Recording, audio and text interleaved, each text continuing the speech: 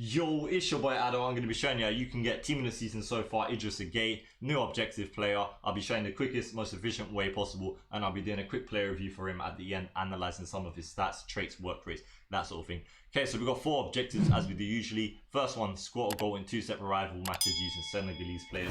And as you see there, that's very easy because you can use any sort of position of player as long as they've got the right nationality. Some of these you can combine. It depends on how difficult you want to do it, how much you want to grind, sweat, what division you're in, etc.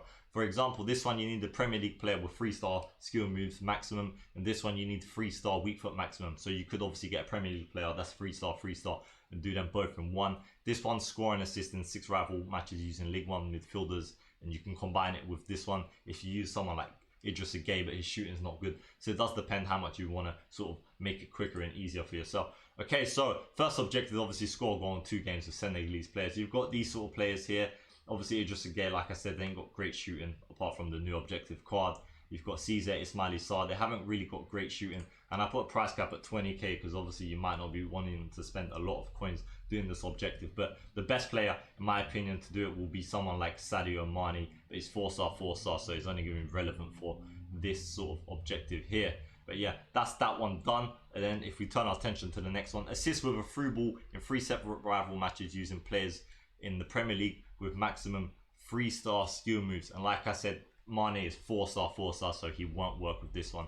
So if we look at some players that are Premier League, 3-star weak foot and 3-star skill moves, I'll show you the way you can obviously do them both with these sort of players. You've got Jamie Vardy's 3-star, 3-star, he fits the cap. You got to remember, with the other objective, it does say midfielders. So if you are going to do them both in one, I suggest using someone like Vardy, and you're going to put him from striker to centre mid. That will cost a lot, so buy him as a centre mid. Someone would have already put him on the market like that.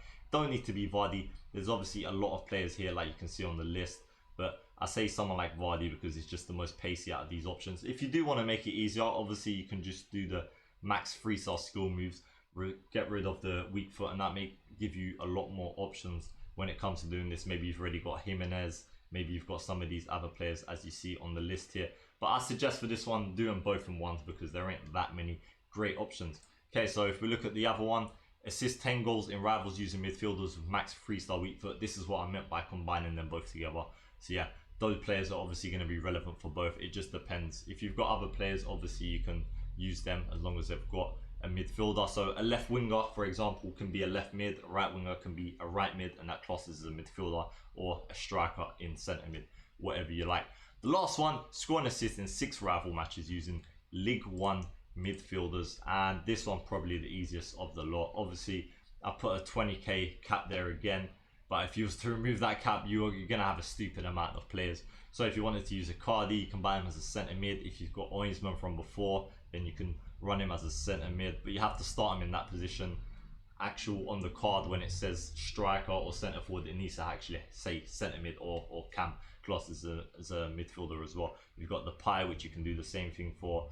And obviously if we remove the price cap, which I'm going to do right now, you'll see, I mean, obviously you've got all of the stupidly expensive new League One team of the season players that have come out, and then obviously you're going to have a lot of the other ones. A lot of people have like Neymar and Mbappe in their teams, so you can do it with those players as well if you change their position. But yeah, let's just do a quick player review for Idrissa Gueye now. Alright, so I've loaded up Idrissa Gueye's stats now. 3-star, 3-star is not great, specifically the weak foot, because in midfield you might want to pass with their weak foot and that won't help that much, but still it's usable. 5'9" is not great in midfield. He ain't going to have a huge presence, but the likes of Kante are still effective and very meta on this game, so you won't worry that much about it. Medium high, he's just more of a defensive player. That's good work rates from that. If you want him to be a bit of a box to box, then obviously you can just run him on a balance instead of stay back. The links are going to be really good because he plays for PSG. The team of the season just come out for that league as well. Nationality will be a bit difficult to sort of strong link or super link anyway.